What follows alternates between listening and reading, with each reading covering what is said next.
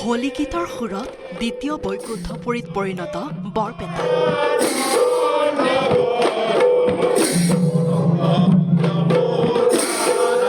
শ্ৰীকৃষ্ণৰ আধ্যাত্মিক চিন্তা চেতনাই হিল্লোল তুলিছে ভক্তৰ মন প্ৰাণ।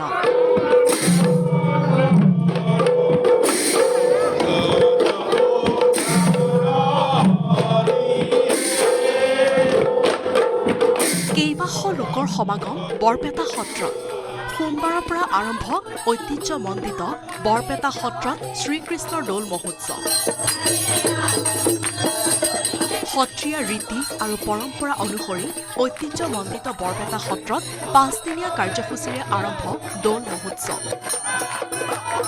আজি দৌল মহোৎসৱৰ দ্বিতীয় দিন। 3, 4 আৰু 5 মাৰ্চৰ দিনটো পালন কৰা হ'ব ভৰ দৌল হিচাপে। ৰীতি আৰু পৰম্পৰাৰ মাজেৰে ভৰ দৌলৰ 3 দিন দৌল গৃহৰ ভিতৰতে ৰাখিব গোসাঁই। ইয়াত ৰখা হৈছে এইজনা হ'ল আমাৰ দৌল গোবিন্দ গোসাঁই আৰু ভিতৰত যিজন আছে এইটো কলীয়া ঠাকুৰ, কলীয়া গোসাঁই। কালি আমি ৰাতি উঠালোঁ, ৰাতি আমি প্ৰায় 1:30মান বজাত উঠালোঁ। এই আজিও থাকিব, অহাকালিও থাকিব, পৰহি নামিব। শৈৰীৰ দিনা নামি আমি ইয়াৰ পৰা নমাই শৈৰীৰ আগদিনাখন ৰাতি নমাই আমি মানে যিটো আমাৰ জগমোহন গৃহ বুলি কয়, জগমোহন গৃহত ৰখা হ'ব। তাৰ পৰা নি আমি মঠৰ চোতালৰ সন্মুখত তাত মানে যি হেৰিত আছে কীৰ্তন ঘৰত ৰখা হ'ব। প্ৰসংগৰ পিছত আমি যিখন আমাৰ ডোলা বুলি কয়, চৌডালা, সেইখনত আমি উঠাই বান্ধি আমাৰ পূজাৰী বান্ধি দিব। বান্ধি দিয়াৰ পাছত তাত পৰিভ্ৰমণ কৰিব যাব। গায়ন বায়নেৰে যুগমোহন গৃহত চলিছে নৈমিত্তিক প্ৰসংগ।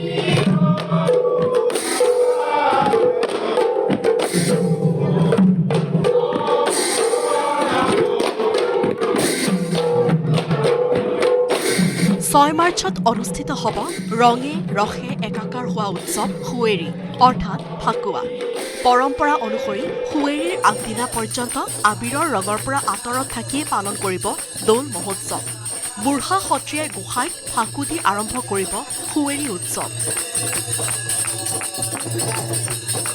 আমি মন্তব্য কৰোঁতে তাকেই বিচাৰিছিলোঁ যে আমাৰ সমগ্ৰ অসমীয়া জাতিটো অসমৰ মানুহখিনিক যাতে মানে সৎভাৱে থাকে আৰু মানে ভগৱন্তই যদি সকলোকে কৃপা কৰে তেনেকুৱা মন্ত্ৰবোধ কৰিও কোৱা হয়।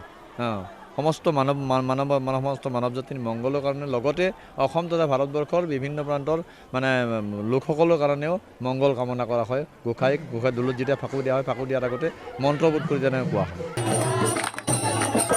বৰপেটা ৰোড কেন্দ্ৰীয় ৰবীন্দ্ৰ স্মৃতি মঞ্চৰ উদ্যোগত হোলী উপলক্ষে হোলী গীত গাই বিশাল শোভাযাত্ৰাৰে বসন্ত উৎসৱ উদযাপন কৰা হয়। এইবেলি কেন্দ্ৰীয় ৰবীন্দ্ৰ স্মৃতি মঞ্চৰ 25 বছৰ।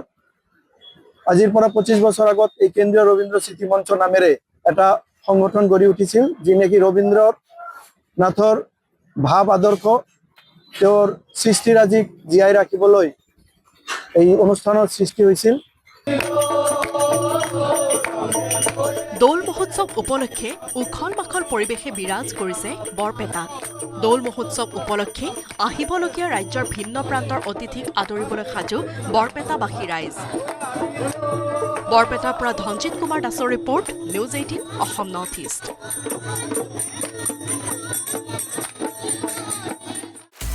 আপুনি বিচৰা বাতৰি পাব কেৱল নিউজ 18 এপত।